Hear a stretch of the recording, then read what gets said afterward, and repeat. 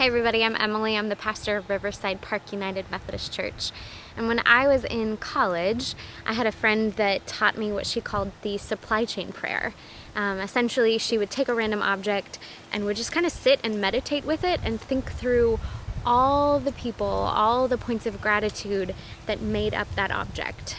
For example, like she would hold like a glass of jelly and she would thank God for all the people that made the glass, and she'd thank God for all of the people that planted the strawberries and harvested the strawberries. She would thank God for the companies that transported that item to the store where she bought it, the hands that stocked those shelves, etc., etc., etc. And I found in the midst of this pandemic that in one of my first trips to the grocery store, I tend to sink into that meditation, but instead of it being a type of a prayer of gratitude, it's more like a meditation of fear. Like I pick up an object and I think, oh my gosh, how many hands have touched it? How many people have been part of it along the way? And if I'm not careful, like I can kind of spin into this like space of fear.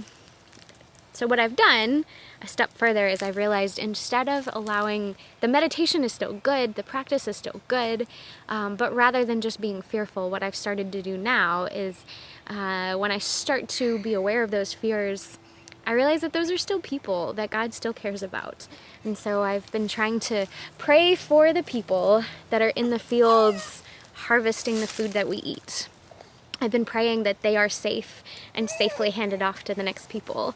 I've been praying for the folks that are stocking shelves, for the folks that are delivering. And so in some ways, I feel like this pandemic has made us aware of the many people that we otherwise may not notice. And so that too can be a prayer practice.